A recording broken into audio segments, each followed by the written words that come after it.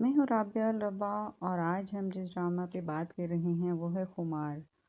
خمار اپنے نام کی طرح خمار میں مست ایک عورت کی کہانی ہے۔ اگر ہم اسے کہیں کہ ایک خمار مست ساس کی کہانی ہے جو بہت شاطر ہے، جو کہانی میں اپنے چال بنتی ہے، اپنی بہو کے لیے بہت مشکلات پیدا کرتی ہے، جس سے اس کے بیٹے کو بھی بہت ساری مشکلات فیس کرنا پڑ رہی ہیں۔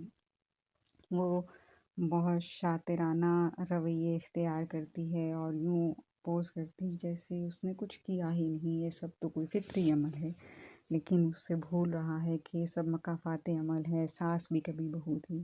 اگر اسی ڈرامے کو، اگر اسی جملے کو تھوڑا سا الٹا سیدھا پلٹ کے دیکھیں تو ہمیں ہضم کرنا مشکل ہو جائے گا۔ جوں ہی لفظ ساس آتا ہے ہم اسے آسانی کے ساتھ ہضم کر لیتے ہیں کہ ساس تو ایک ظالم شے ہے، ایک ظالم مخلوق ہے، ایک ظالم ہستی ہے، لیکن وہ ایک ماں بھی ہے۔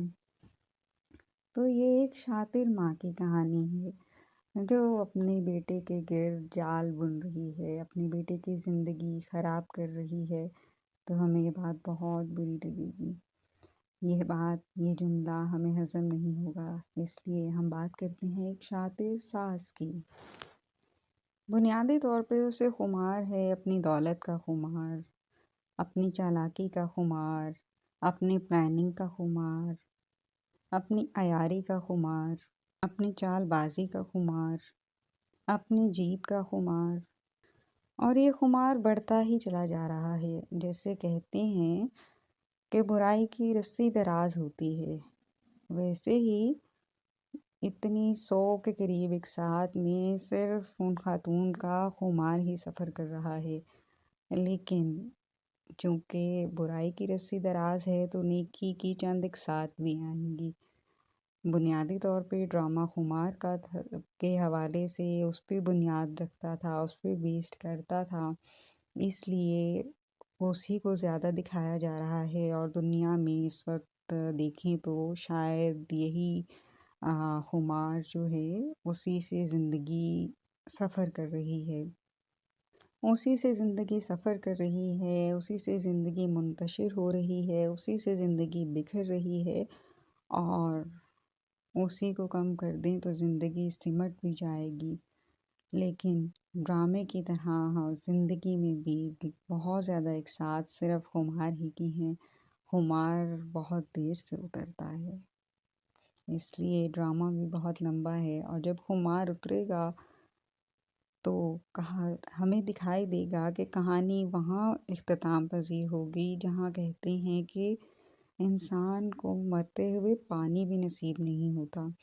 کچھ ایسے موڑ پہ جا کے یہ ڈرامہ ہمیں بتائے گا کہ نیکی بہت دیر سے اپنے مقام پہ پہنچتی ہے، کیونکہ اس کا سفر طویل ہوتا ہے، اس کا سفر بالکل سیدھا سفر سب بہت مشکل اور بہت طویل ہوتا ہے، اس لیے نیکی کا سفر مشکل ہے۔ برائی کا سفر آسان ہے، اس کے رزلٹ جلدی آ جاتے ہیں۔ بنیادی طور پہ تو یہ کہانی اچھائی اور برائی کی ہے، اور آخر میں ڈیفینیٹلی نیکی ہی سامنے اجاگر ہوگی، لیکن برائی کی عمر اتنی ہی لمبی ہے جتنی لمبی اس ڈرامے کی ایک ساتھ ہیں۔ ایک عورت کا خمار جو اسے ساس بن کے چڑھتا ہے، ایسی صاحب ظرف خواتین موجود ہیں، ان کو یہ بھول جاتا ہے کہ وہ بھی کبھی بہو بن کے آئی تھیں، اور جس کے ساتھ انہوں نے زندگی گزاری ہے، جس کے ساتھ سفر کر کے وہ اس مقام تک پہنچی ہیں، جس کے ساتھ سفر کر کے وہ ایک بیٹے کی ماں بنی ہیں، وہ بھی کبھی اسی مقام پہ کھڑی تھیں۔ وہ یہ بھول جاتی ہیں کہ ساس بھی کبھی بہو تھی۔ ان پہ ایک نشہ ہوتا ہے، ایک مستی ہوتی ہے، اور یا پھر وہ اپنے دور کا، اپنے وقت کا بدلہ اپنی اس نئی نسل سے لے رہی ہوتی ہیں، لیکن وہ اس سارے میں یہ بھول جاتی ہیں کہ اس سے ان کی اگلی نسل متاثر ہو رہی ہے۔ ان کی اگلی نسل ہی نہیں، ایک لڑکی ہی نہیں، ان کو تو جو تسکین مل رہی ہے سو مل رہی ہے اپنے رویے سے، اس کے ساتھ ان کے بیٹے کی مینٹل اور فزیکل ہیلتھ خراب ہو رہی ہے، لیکن اماں حضور کو اس سے بھی بہت تسکین مل رہی ہے۔ یہ ایک ایسی عورت کی کہانی ہے جو اپنی تمام تر توانائیاں منفی راہوں میں لگا کے بھی خوش ہے، اور اسے لگتا ہے کہ وہ جیت رہی ہے، اور اسے یہ اندازہ ہی نہیں ہے کہ وہ اپنی توانائیاں صرف کس جگہ کر رہی ہے اور اس کا حاصل کیا ہوگا۔ جن خواتین کے پاس کرنے کو کچھ نہیں ہوتا، گھر ہی گھر ہوتا ہے، ان خواتین کے کردار ایسے ہی ہوتے ہیں۔ یہ ایک گھریلو عورت کی کہانی ہے جو ہمارے یہاں عام طور پہ ہر کلاس میں پائی جاتی ہے۔ ان کے پاس ان مستیوں کے سوا کچھ نہیں ہوتا، اس لیے ان کا بنیادی مرکز ان کی بہوئیں اور بہوؤں کے ساتھ جڑے ہوئے مسائل ہوتے ہیں۔ اسی سارے چکر میں ان کی ساری زندگی گزر جاتی ہے۔ جب بہو کو سانس آتی ہے تو ساس کی جان جانے والی ہوتی ہے، ساس کی سانسیں جانے والی ہوتی ہیں۔ یہ ایک بہت تلخ حقیقت ہے۔ اس پہ ہمارے ہاں تو بہت پولائٹ ڈرامہ بن رہا ہے۔ اس پہ ہمارے ہمسایہ ملک نے بہت ہائی پروفائل قسم کے ڈرامے بنائے۔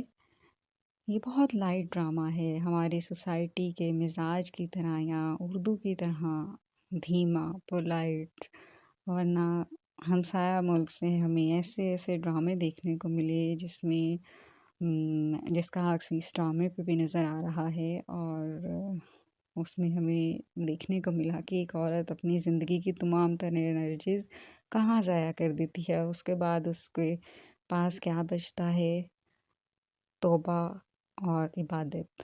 تو ایسی خواتین عام زندگی میں بھی دیکھیں، عبادات بہت کرتی ہیں، سخی بہت ہوتی ہیں، سخاوت دکھانے کی بہت کوشش کرتی ہیں۔ اس ڈرامے میں بھی وہ خاتون سخی تو آپ کو نظر آئیں گی۔